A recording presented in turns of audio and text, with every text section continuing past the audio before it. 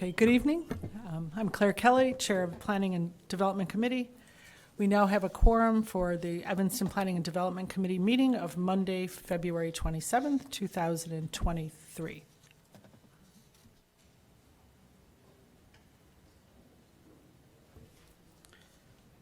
Take a roll call.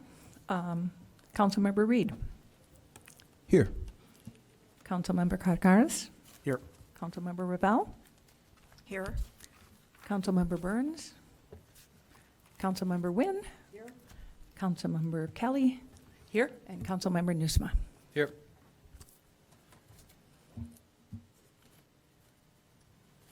Okay, with that, could somebody please move to approve the minutes?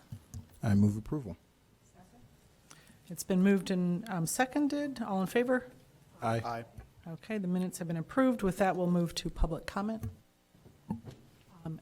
First public comment, and maybe only, is Jim Janessi, who should be on the Zoom.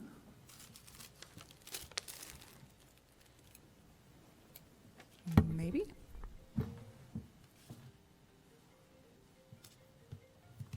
That's the only person we have signed up for public comment. Is anybody else? Okay, Sue Lulbuck.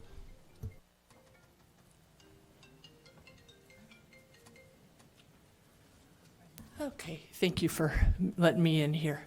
I'm Sue Lulbach with Connections for the Homeless, and speaking to the licensing issue that's up for discussion today. I just wanted to say that Evanston zoning code is really due for an overhaul. This will be a really big project, including a close look at the zoning map, land use definitions, what can be built in each district, and the procedures for variations.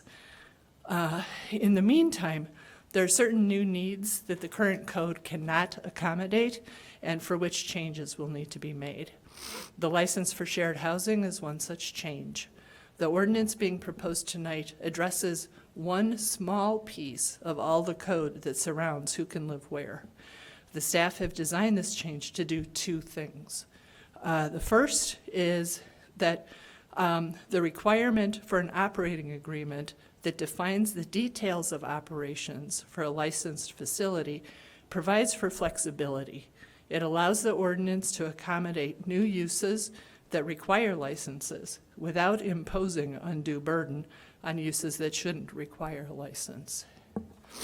Second, the license itself provides a uniform and well-defined way to enforce those operating agreements, providing for penalties up to and including closure for housing providers that do not meet the requirements of their agreements. What the new ordinance does not do is clean up all of the code related to land use, nor does it provide a new comprehensive definition of all the land uses that will eventually need to be considered, such as co-housing. This type of an overhaul is something that should be done along with a complete overhaul of the city code so that the redundant, outdated, and inequitable zoning provisions can be eliminated and new code put in place to support the new comprehensive plan that's being developed. We hope that you will accept actually you're not making a decision tonight, but discussing it. We hope that you will, when you make a decision later on in City Council, accept the ordinance being proposed.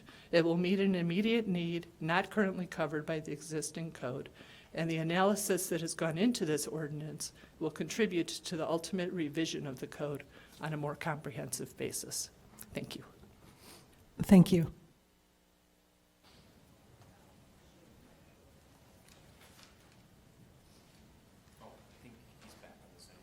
Okay, so we have Jim Janicki. Janasek. Or, as it says here, bite me. I don't know why I have no idea why it says bite me. I'm sorry. No problem. I'm sorry. Go ahead, you're on. Oh, I'm sorry, yes. Let me start. I only have 3 minutes here.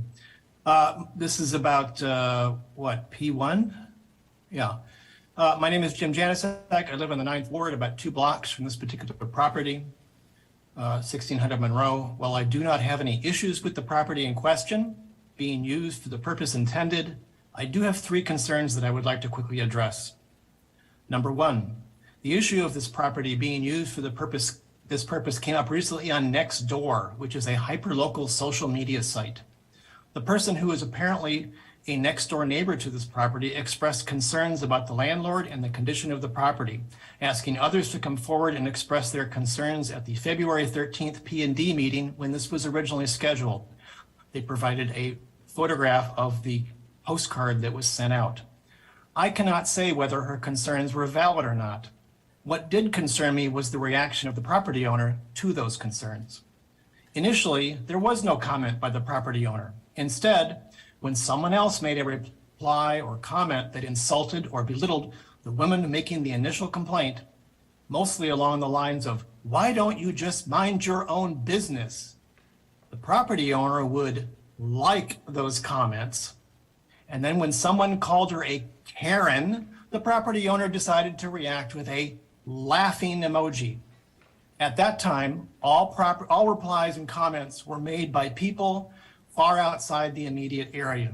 These were not immediate neighbors. It was not until after being publicly called out for doing these things behind the scenes that the property owner came forward to engage in any way. Is this how neighbors will be treated in the future if there are any problems with derision and disrespect? Number two, this neighbor also mentioned, quote, "We have worked with the city for many years to improve our block from drugs, violence, and problematic absentee owners," unquote. Now, while I do not personally think that this property will contribute to that, this particular area does have an unfortunate history of, quote, "transient violence."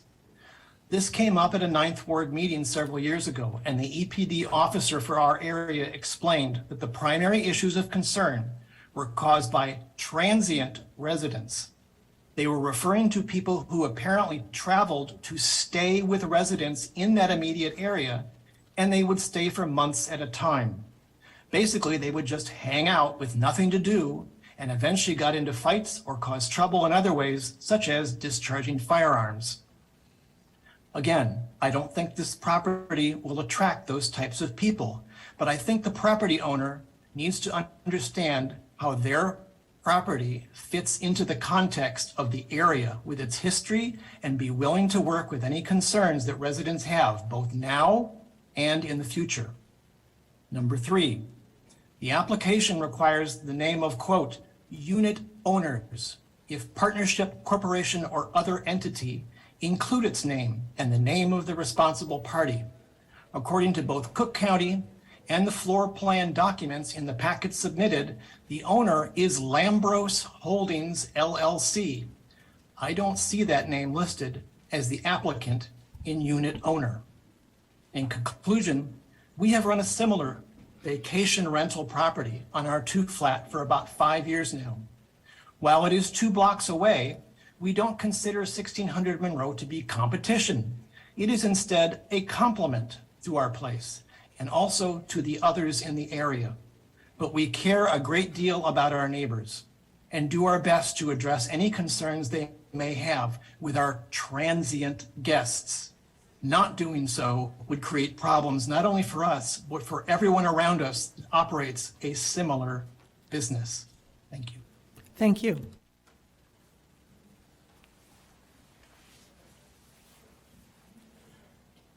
Okay, so that's it for public comment. Thank you very much. We now move to items for consideration. Would someone like to move item P1? Madam Chair, I'll move item P1, approval of a vacation rental license for 1600 Monroe Street, Unit 1W. I'll second. Okay, it's been moved and seconded. Councilmember Heracariz? So I'll speak to this item. So I first became aware of this through the postcard, and this has been delayed a couple weeks. We were originally supposed to hear this on the 13th, and now it's before us now. So there's some questions about the property, and I've been in touch with the residents who've reached out to me via email. One of the things I've done is I've spoken to the Evanston Police Department to answer some of these questions about whether or not this is a problem property.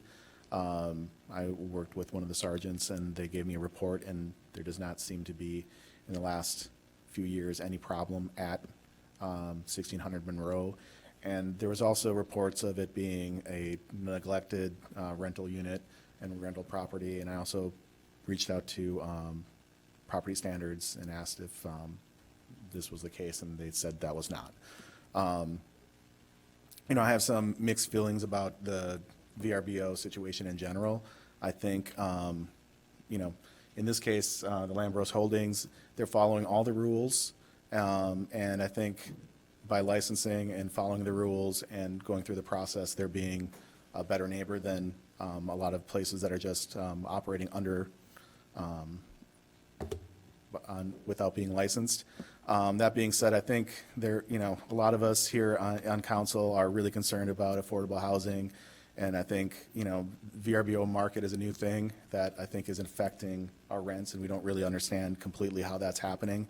And so I think this is something we should probably, you know, in the future, take a deeper dive into and address, you know, kind of concerns around, you know, density of VRBO licensing, and that's a whole other different discussion that we should have in the future. But given the fact that they're following the rules, and this is what the rules, the way they stand right now, I'm in support of approving it tonight. I think it'll be better that they're licensed and operating, you know, the full cooperation of the city rather than not, so. Thank you. Would anybody else like to comment? If not, I'll make a comment. Yeah, go I'll be ahead. happy to co-sponsor a referral to get more into that after we've had a chance to talk to staff. And I would agree. I'd like to have a discussion here at P&D within maybe the next month or two about Airbnbs and VRBOs and how we could, in some cases, they provide they can make living here affordable for people who live here, but really to look at that and see how we can combine that without undermining affordability and maybe some spacing. So, yes, so I would like to, I agree. I would like to see us move forward with a deeper discussion on that and establishing some zoning ordinances with regard to that. Any other comments? Councilmember Ravel? Well, just a quick question. So this is this a two-flat or? This is a multiple unit. So most of the, Most of the it. owner's here if he wants to speak, but most of the units, and you can correct me if I get anything wrong, most of the units are rentals. Okay. And this is one unit within the rental property that would be strictly VRBO. Great, okay, thank you. Okay, no further comments? Okay, all in favor? Aye. Any opposed? Okay, the motion passes. Okay, we'll now move to, we have, I think that's it for action items. We now move to P1, items for, I'm sorry, discussion item D1. Would somebody like to move item D1? I will move item D1, discussion of ordinance 4023, amending portions of Title V, Chapter 2, lodging establishments of the City Council. Do I have a second? I'll second that. Okay, so it's been moved and seconded, the discussion of lodging establishments, I'm sorry. Yes, the lodging establishments, the discussion of the ordinance to create the shared housing ordinance.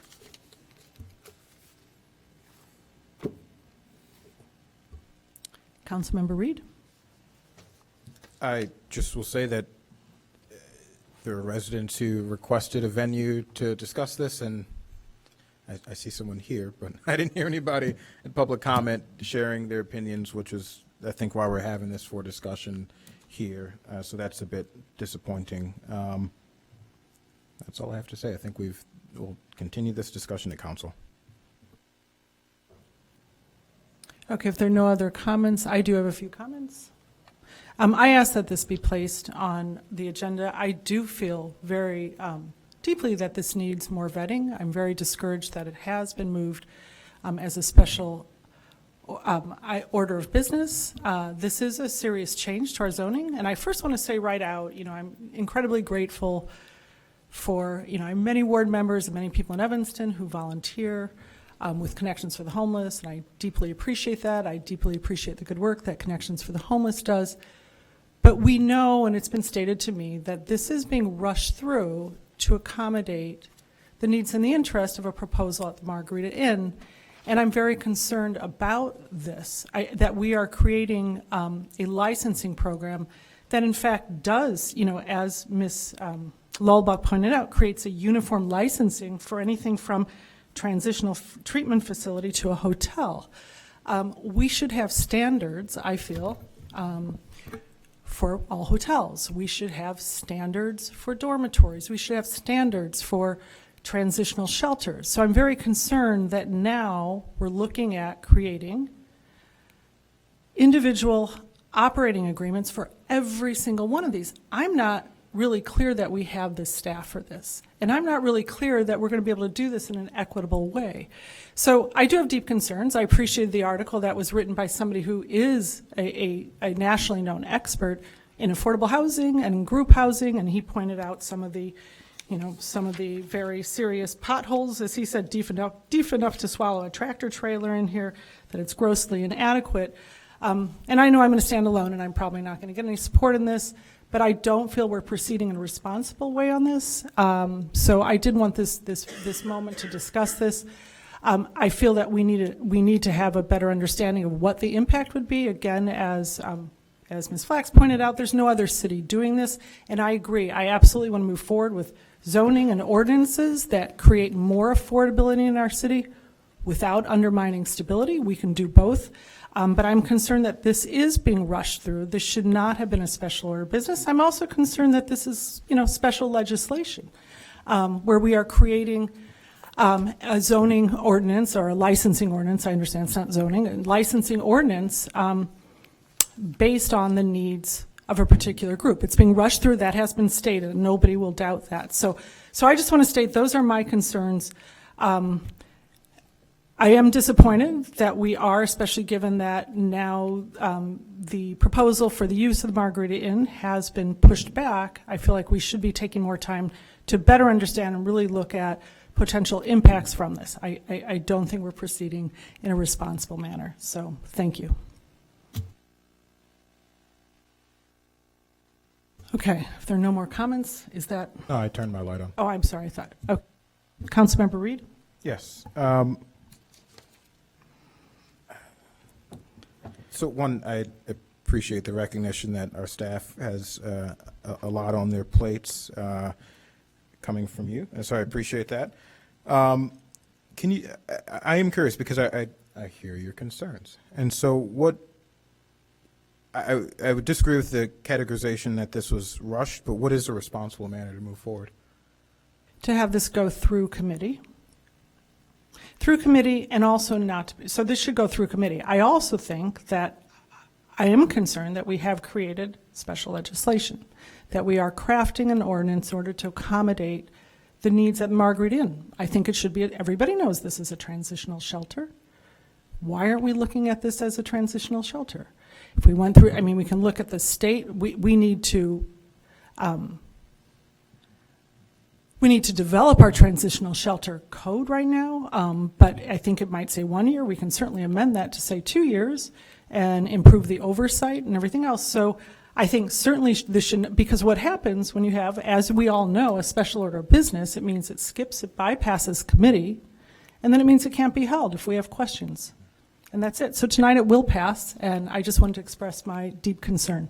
Thank you. Thank you. I have a follow-up. So, and I see it's 6:24. I don't want to make us start council late for this, but it is here for discussion now. It's not for action here. So can you name some of the specific concerns that you have that you think I we thought should I did. address? So number one, I don't think we should have a one-size-fits-all licensing program for anything from a hotel to a transitional or a treatment center. Number one, that's problematic. Number two, we're going to be creating individualized operating agreements for every single entity. I don't think we have the staff to do that and to do it equitably. I'm concerned that we could face lawsuits because we might write one operating ordinance for one hotel and tweak another one because, staff's going to change, and every single one of these items listed, we have transitional treatment facility, shelter for abused persons, congregate housing, rooming house, shelter, care home, transitional shelter, apartment, hotel, dormitory, boarding house. All of these are going to get, rather than being held to a standard, which I think is incredibly important, that hotels are held to a standard, which is in a license. Each one is going to get its individualized operating agreement. I don't think this is a responsible way. I also think we are, since we're, trailblazing on this, this absolutely deserves more time. I hope that answers your question. So those are your two major concerns? Or are there others? I could probably name others, but for the moment, But, so those are the two big ones? those are two. Yeah, okay, thank you for that. And for staff, if anyone is able or willing to respond to this, I am curious, is there somebody on staff that can, so with the operating agreements, I'll start with that one. Would the law department be handling the negotiation or the accepting of the operating agreements? Thank you, Councilmember Reed. Alexandra Ruggie, Deputy City Attorney. For the operating agreements, that will go through our Property Standards Department. So just to clarify, this ordinance is a change to a license in our Property Standards Code. This is not part of the zoning code. I know that was mentioned earlier in public comment, and I just want to clarify that. So this is a license specifically going to the property standards of these shared housing facilities. So the purpose is to monitor for property standards violations. So that's where this license really, is created and where it will stay with the city's department. We do have a quite large property standards department. I know they are very busy and they're reacting to a lot of property standards issues. But I know that department is working with community development as a whole to develop different operating agreements. And then per the ordinance, for any person applying for the license for the first time, all of those operating agreements will come to the city council for approval, and that's in the ordinance. So it will be something that's looked at, and then it comes to the city council for approval, and then each year it will be up for annual renewal, and that'll be something that Property Standards is able to do an inspection and ensure that they're operating within the license ordinance and within the operating agreement. And then the ordinance provides for certain standards to have that license revoked. Thank you. Thank you very much. And then Sarah, as the interim director of community development, whose department this would flow through, do you believe your staff, because I certainly wouldn't want to put something on your staff that you couldn't handle, so do you believe your staff is able to handle well, one, let me ask, these operating agreements will be created by the operator, correct? And then given to staff, or is there some negotiation and back and forth? And then the real question is your staff able to handle that? Thank you. Each applicant will develop their own operating agreement. Obviously, we have to look at it and see that it provides us the information that we need to be able to know how they plan to operate, and that it would be something that we can monitor against. The vast number of existing properties that fall under this are dormitories, and we will have existing shared housing provide us with operating agreements, but those won't come to city council because those are already established organizations that are doing running their either hotels or their Shared housing. rooming houses. Most of these facilities are actually dormitories at Northwestern University, and they obviously have those policies and procedures. We don't expect there will be a ton of these, and I think it's something that we can handle working with the law department. Oh, so your staff can handle it, and it appears that by having these individualized operating agreements, that essentially it's not a fits all, because we have these individualized operating agreements that the council will have to approve. And to be clear, my understanding is that we can hold folks accountable to those operating agreements, right? Correct. One of the things we have right now is all of these types of shared housing or lodging establishments are currently licensed under the same license without any explanation of how they operate or how they differ from each other. So that's not something that we've established. That's something that was already in our code that we saw as a shortcoming, because it really gives us no way to monitor and maintain operations according to what we expect of whatever the facility is. Thank you. And so to Chair Kelly, in fairness, I hope, one, I'm hearing from staff and from the director that staff has the capacity to handle this. And I'm hearing that because of these individualized operating agreements that will come to council, this really isn't a one-size-fits-all. And so I think your two main concerns are addressed there. And then lastly, for staff, under the ordinance, under our current regulations, right, this isn't just about the Marguerite Inn. This will affect much more than the Marguerite Inn, but that's what folks are talking about. So without this amendment, would Margarita Inn or some other operation similar be able to operate in our city currently? Under our current ordinance?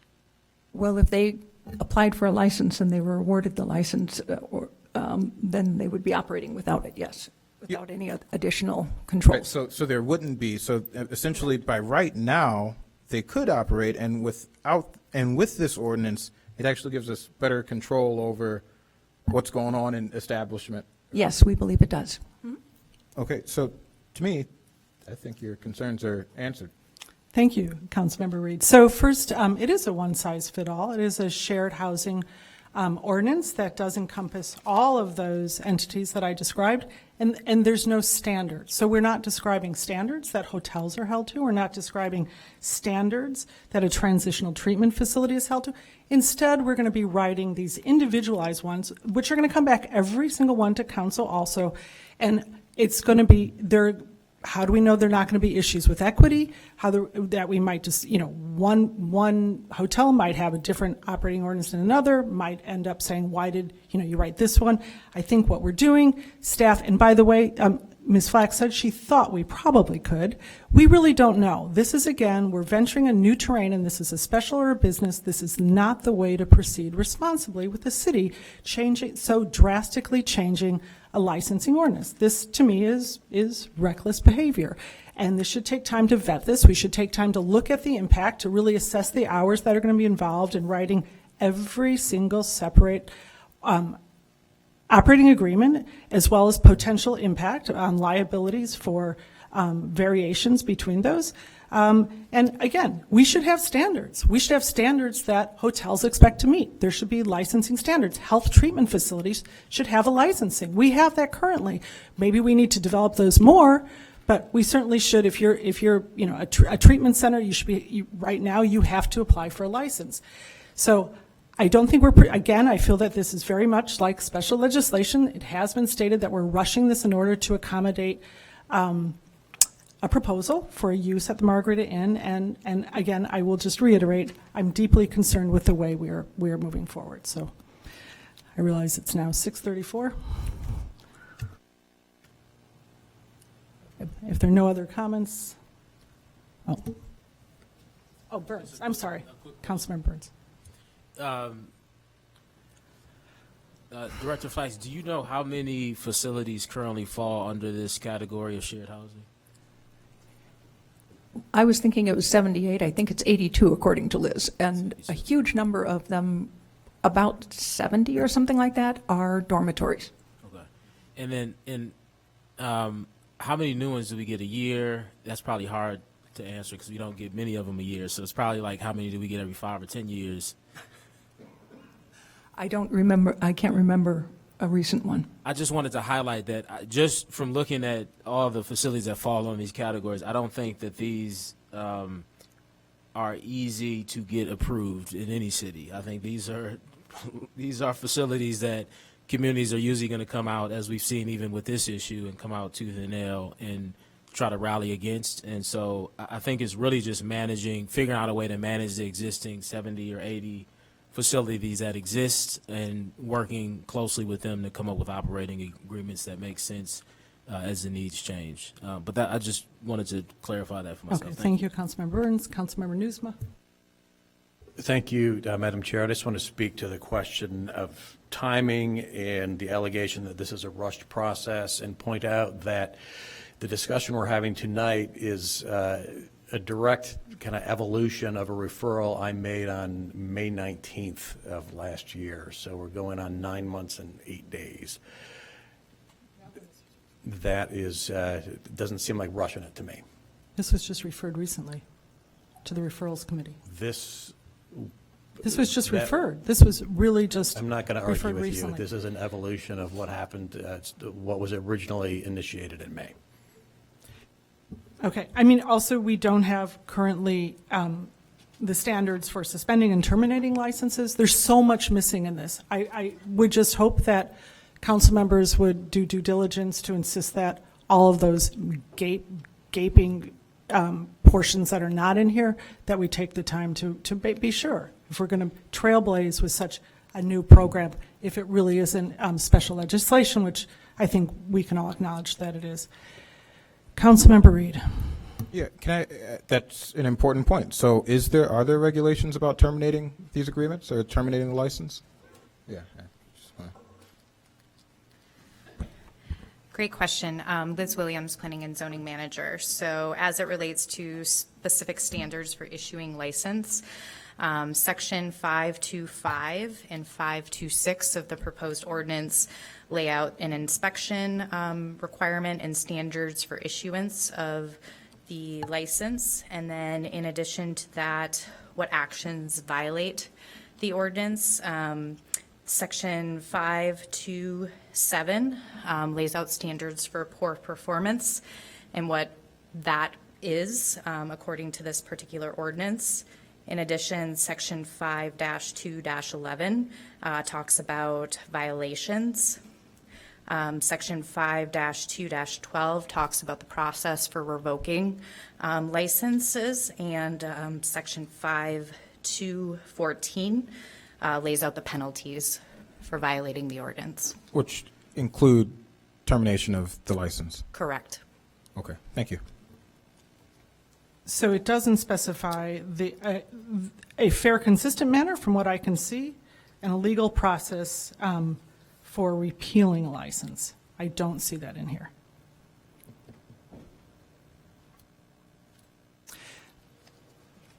I think. But again, we can continue this at council if we'd like. I mean, I don't want to, because I know this is going to come up again, and it will come up again. So I'm fine with carrying on my comments at council. Okay. All right.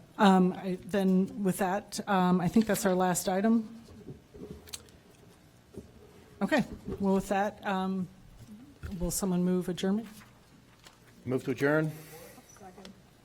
I'm sorry. With no further business before us, we'll move to adjourn. It's been moved and seconded. All in favor? Aye. Aye. Council at what time? 6:45. Council will begin at 6:45.